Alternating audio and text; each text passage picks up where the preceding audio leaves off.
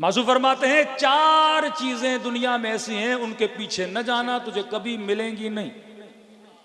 चार चीजें उसके पीछे न जाना, तुझे कभी नहीं मिलेंगी। हालांकि उन चार चीजों की तुझे सख्त जरूरत भी है, लेकिन पीछे जाओगे तुझे मिलेंगी नहीं। पहली चीज, ला आलिमन यस्तअमिलु इल्मह, फरमाया कभी भी ऐसा आलिम न ढूंढना ये तवक्को करके कि वो 100% जो कहता है उस पर अमल करता है। ऐसा ना मौलवी तुझे मिलेगा, ना ऐसा तुझे आलिम मिलेगा। अगर कोई मिलेगा तो वो इमाम मासूम है, क्योंकि हर बंदा जायजुल खता है कि फला पेश इमाम के पीछे हम तो नमाज नहीं पढ़ते, हमने उसे ये देख लिया। हमारे उस्ताद कहते थे कि बहुत पहले, आज से 40-50 साल पहले का, मोहल्ले का एक बड़ा आबिद बंदा, मुत्तकी बंदा, एक पेश इमाम साहब जो बहुत ज्यादा इबादत में, इरफान में मशहूर थे कि पूरा मोहल्ला उसके पीछे नमाज पढ़ता था। लेकिन देखा ये बंदा मस्जिद में आता है, छत पे जाके नमाज पढ़ता है, मौलवी साहब के पीछे नमाज नहीं पढ़ता। किसी ने जाके पूछा आप क्यों नहीं पढ़ा? छोड़ दीजिए, हमारे अपने मामलात हैं। कि जनाब नमाज है, जमात का सवाब, पूरी सफ खड़ी, आप पीछे क्यों नहीं आते? अब पुराने जमाने की सोच बता रहा हूं कि मौलवी को कैसा होना चाहिए, लोगों की सोचें देखें। तो कह रहे हैं हमने इनको किसी के घर पे देखा था, ये बड़े मुर्गे और चरखे खा रहे थे। अब मौलवी होते हुए मुर्गे खाना, ये तो आदिल नहीं है। इनको तो खाना वही खाना चाहिए जो हमने सुना अमीरुल मोमिनीन उबले हुए कद्दू खाते थे, सूखी हुई रोटी खाते थे।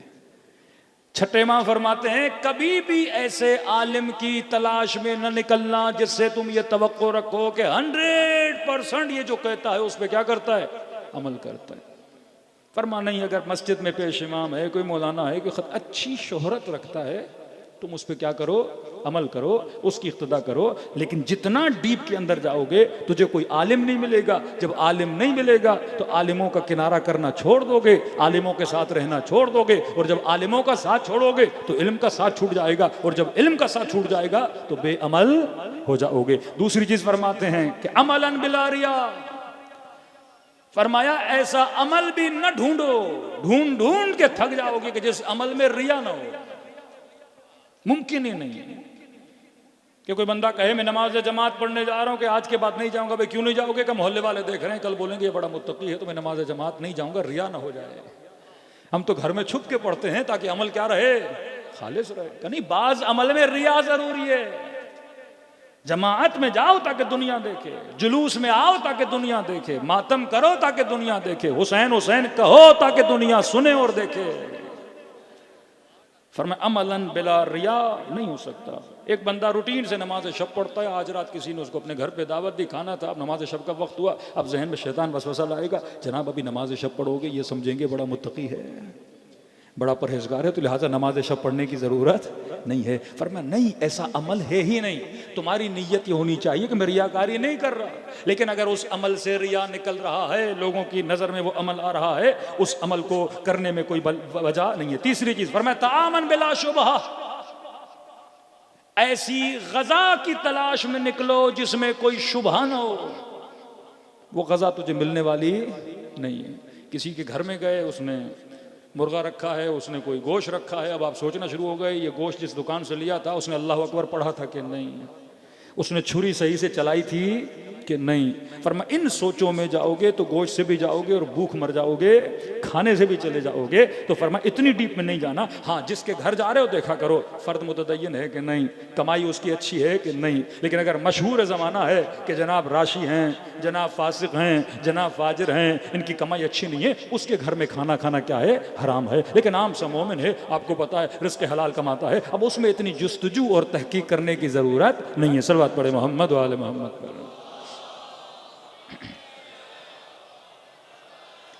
आखिरी चीज फरमाए सिद्दीक़न बिला ऐब, ढूंढ ढूंढ के थक जाओगे लेकिन कभी ऐसा दोस्त तुझे नहीं मिलेगा जो दोस्त बगैर ऐब के हो। हाँ, हर बंदे में ऐब है, किसी में गुस्सा ज्यादा, किसी में थोड़ी बहुत ऐब है। अब मौला फरमाते हैं ऐसी दोस्त की तलाश में निकलो कि मुझे ऐसा दोस्त चाहिए जिसमें कोई ऐब हो ही नहीं।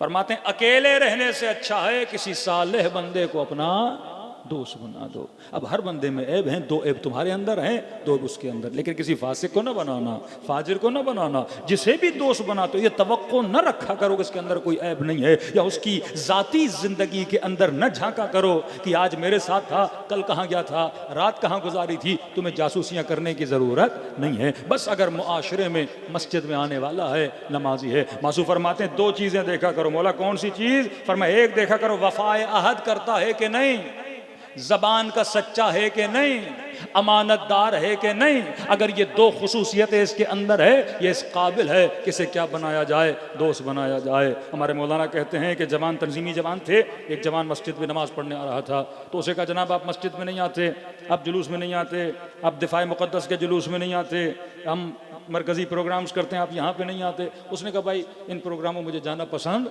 नहीं है, मैं न दिफाए मुक़द्दस में आता हूँ, न धरनों में आता हूँ, न क्या कभी कभी नमाज़ पढ़ने आता हूँ। तो कहा कि फिर क्या हुआ? हमने कहा भाई इसकी ज़रूरत नहीं है, ऐसा जवान हमारी महफिल में आके क्या करेगा। आलिम ने कहा इसी को तो लाओ महफिल में। अगर ये तुम्हें झूठ बोलता कि मुझे पसंद है तो बुरा था, इसने तुझे क्या बताया? सच बताया कि जनाब ऐसी जगहों पे मैं नहीं जाता। मतलब ज़बान का क्या है? सच्चा है। इस बंदे को इस महफिल में लाओ, फिर आहिस्ता आहिस्ता इसके अंदर दीन की मोहब्बत को पैदा करो। दीन एक दिन में किसी को आप दीनदार नहीं बना सकते, आहिस्ता आहिस्ता बच्चों को महफिल अहल बैत में लाया जाता है। वहाब कल्बी भी क्रिश्चन था, किरदार इमाम हुसैन से हुसैनी बना। जनाब ज़ुहैर को कितनी मरतबा इमाम ने कासिद भेजे, कितनी मरतबा पैगामात भेजे, लेकिन आखिरी पैगाम में जनाब ज़ुहैर बना। तो हर चीज़ की तरकीब अहल बैत फरमाई है। फरमाया अगर तू अपना ताल्लुक अल्लाह के साथ सही करे, खुदा तुम्हारा ताल्लुक बंदों के साथ सही कर देगा।